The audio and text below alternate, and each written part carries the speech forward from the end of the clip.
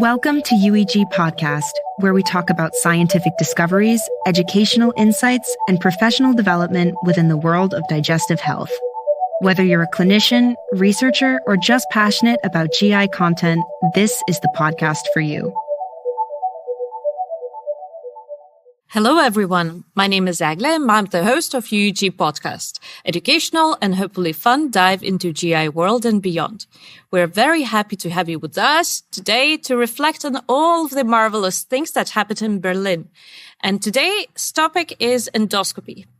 It is my utmost pleasure to introduce today's guest, an expert in quality and safety in endoscopy, a passionate educator, consultant gastroenterologist at St. Mark's in London, and a force to be reckoned, Manmeet Matharoo. Welcome, Manmeet. Thank you, Eglė, for your kind introduction. It's an honor to be here. We are very happy to have with us and discuss what happened in Berlin. So, how did you like this year's UEG week? Well, I thought the UEG was a phenomenal meeting, and I must be honest, I haven't been for some time to UEG, and I recall when I was invited to present my research as a research fellow some years back, and what an honor it was to be on stage presenting novel research. So I found it incredibly exciting. It's really nice to be in a more comprehensive GI meeting to see how endoscopy fits in the wider world of gastroenterology, surgery, IBD, and it was very diverse. Huge opportunities for collaboration and networking, and a really energizing meeting. I really enjoyed it. Most definitely. Have you seen something that really caught your eye as something emerging in endoscopy? Yeah. So when I was thinking about this, I got this idea of these new trends, these themes that were emerging, and this idea of precision endoscopy. So we all know that we have lots of endoscopy that we need to do, but we can't keep up with demand. And as endoscopy evolves to be more advanced in its techniques and technology, the risks also increase. And this concept of knowing when not to do endoscopy. So this idea of patient selection, lesion selection, and being a bit smarter with our characterization was a theme that I really liked. And considering this, I'd like to reflect on Matt Rutter's paper, where he talks about how to select patients who may have limited life expectancy for advanced therapeutic, polypectomy. And I think this is a really important trend because we have an ever-increasing demand for endoscopy with an aging, comorbid, frail population potentially, and therefore knowing when not to do an endoscopy for a patient and when to divert our resource more appropriately, I think is a really, really important aspiration for us as an endoscopy community. And it also ties in with the current themes of green endoscopy and green gastroenterology as well. And we are also starting to do the research of how can we save our planet in the future. Absolutely. I mean, less is more. And I think this concept of doing a high quality index procedure, rather than doing repeated unnecessary surveillance is a better way to sort of target our resource. And I think similarly, we have to think about which patient populations are at higher risk. And I was really struck by the theme of sort of IBD surveillance colonoscopy, which is an interest of mine. It was really nicely presented in the postgraduate course, as well as, subsequently in the meeting, about how do you risk stratify these patients? How do you work out which ones are going to have those advanced lesions? We know dysplasia is really, really difficult still to find, despite, the increases in AI, chromoendoscopy, digital chromoendoscopy, that actually we still miss lesions. So thinking about how we can maybe be a bit more organized about that, was interesting. There was quite an interesting paper that I saw about, and this is not novel, but very important work about how increasing throughout your list, the ADR may drop. So this concept of our performance negatively impacted by fatigue. And therefore, we must think if we have an IBD surveillance list, how do we organize that to make sure we get the best performance, the best endoscopist, the best bowel preparation, the most appropriate time to do these procedures really effectively. So I think, how can we really use the science that's presented in UEG to really make sure that we have the best clinical benefits for our patients when we go back home? Yeah, and I think this is very well reflected in the clinical practice. At least in my work, I see that sometimes people are followed up every year for a thing that they might undergo an EUS once, and then you could have a definitive diagnosis instead of just seeing a submucosal lesion growing 1 millimeter per year. Exactly. It's the same concept. And I think not only from the endoscopy perspective, when we think about cost, resource, patient safety, but also I think we have to put ourselves in the shoes of our patients. There's significant anxiety coming from an endoscopy procedure. There's significant preparation. There's, time off work and, family commitments. And this idea of, I know in radiology, there's this concept of scanxiety, when you have follow-up CT scans, do you have recurrence of cancer? And in a way, we may subject our patients to that in endoscopy as well. So I think we have to be mindful of the patient experience as well. As well as every intervention means a risk of complication. Absolutely. So having in mind this trend that you foresee that we will focus on, has anything struck to you that will change your personal practice? Yeah, I think there was another theme that emerged through many of the talks that were presented about how actually cold is the new hot. So thinking about safety, again, lesions that may be suitable for effective cold-snare resection over conventional EMR, because actually if you employ this technique correctively and efficiently, it can be really safe and can be reasonably definitive. Yes, there were some studies that showed that the recurrence rates might be slightly higher, but actually if you think about what I refer to as patient selection, lesion selection, in certain patients where safety is more important than longer term recurrence, you may opt for a cold snare resection technique to minimize the risk of, say, bleeding or immediate complications, particularly when you think about these concepts of frailty, comorbidity, anticoagulation, which actually really can change the way your patient's outcomes are after your procedure. And so I think Evelyn Decker presented very nicely on this when she was talking to us so eloquently about SSLs and actually having that really good view of the lesion, the overview, not just looking at the dysplastic nodule that might be the obvious thing, but actually looking at the extent of that lesion. And if you see that the SSL area could be resected with cold snare, you may be more definitive for the dysplastic area with EMR. So being a bit more smarter about your approach.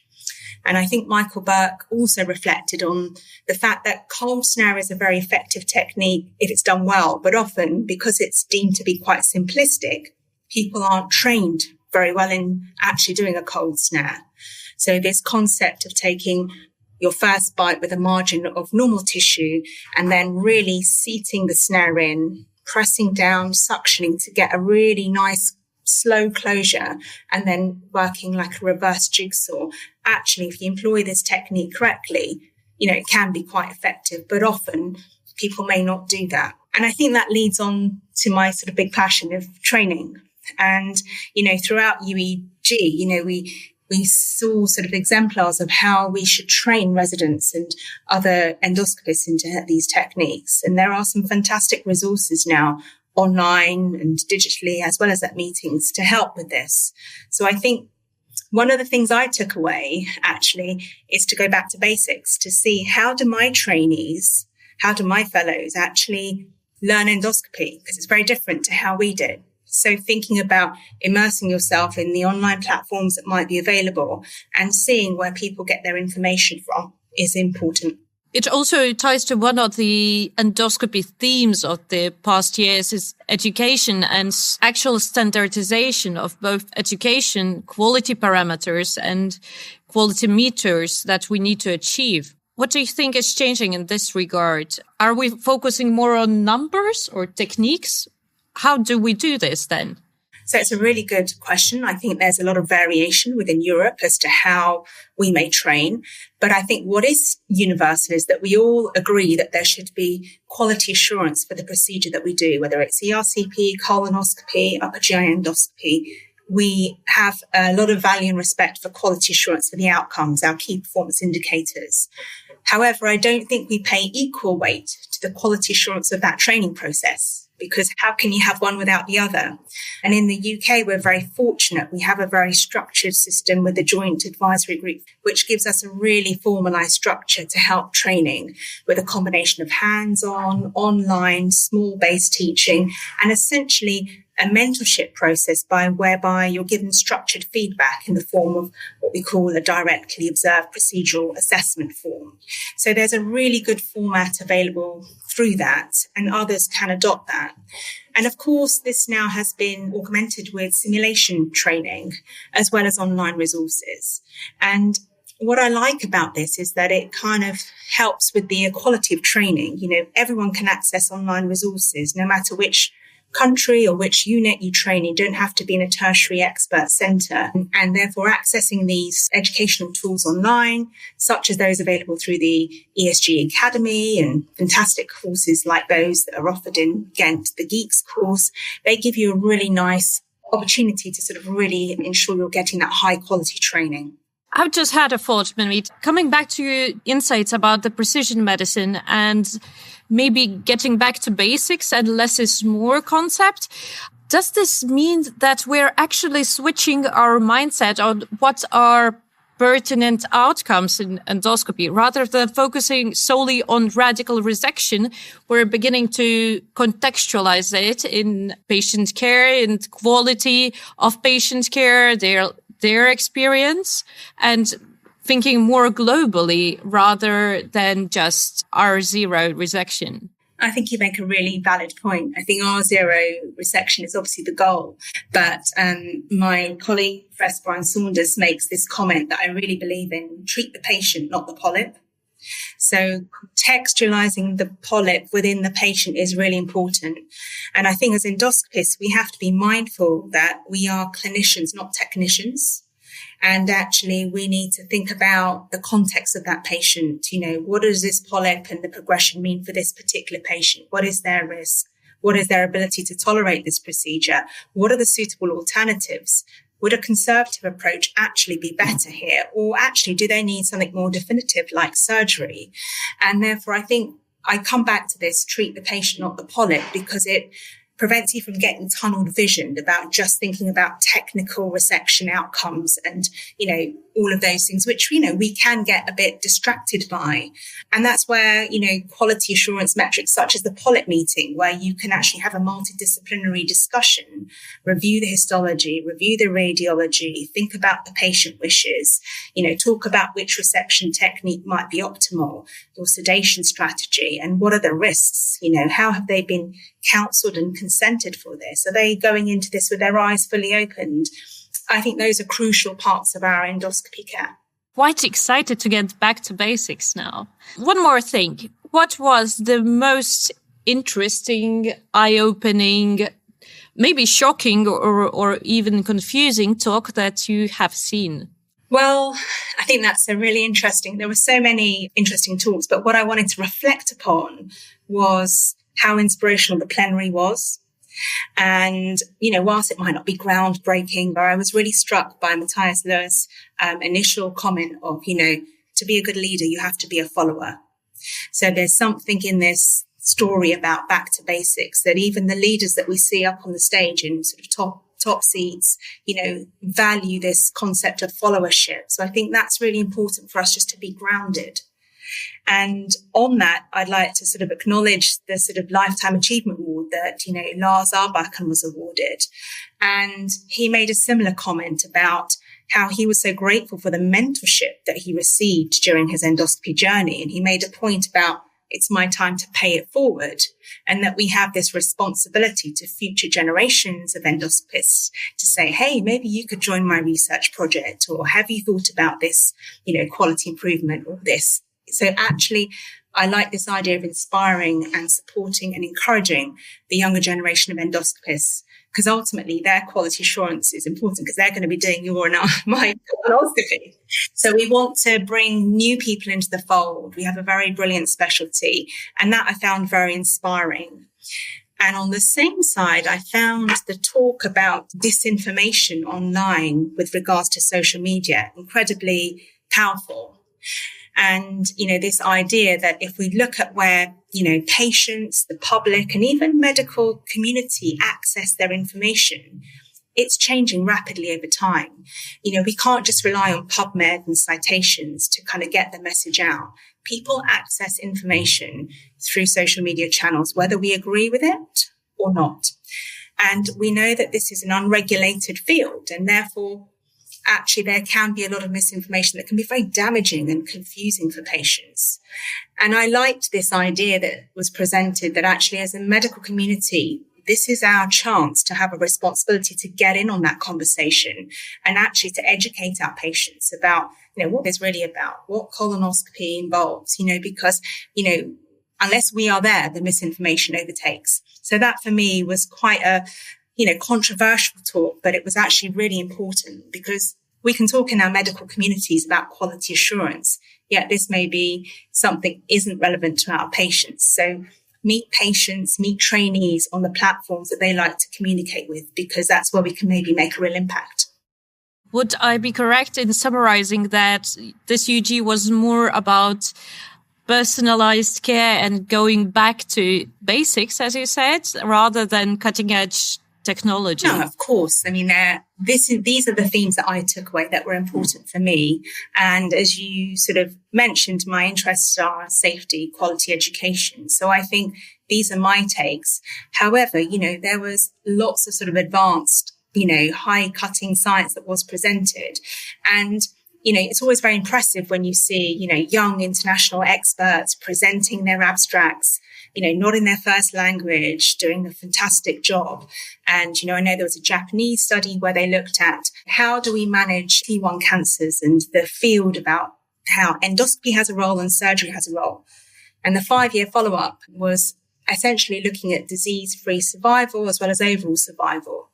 And there was this concept of how local recurrence and distant recurrence are essentially separate entities. And obviously it was a Japanese experience. Therefore, the ESD experience is very good, as you know. But then we have to think, how does that apply in my community, in my setting? And what I took away from this very impressive study was actually that accepting sort of a safer technique that might not be as definitive might be more appropriate for the right patient selection. And actually, if you get a good resection in a reasonably comorbid patient, they may take that as good treatment and not worry about sort of distant metastases, because actually organ preservation is really important for quality of life for our patients. And though it might not be 100% perfect, maybe this is good enough for this particular patient. So bringing it back down to this concept of patient selection and the right technique for the right lesion for the right patient is what I took away from that. Great. So never mind AI or cutting edge technology or a cold-snare, patient care is at a front row. For me, that always has to come first, because there will always be lots of new developments, and we are, seeing this rapidly emerging in the field of endoscopy. But the key is, there was this concept, I just had an image of, in World War II, there was this concept in the newspapers of too much plane for one man to fly, where essentially the test flight crashed because the technology was so advanced, but the pilot forgot to release the brake.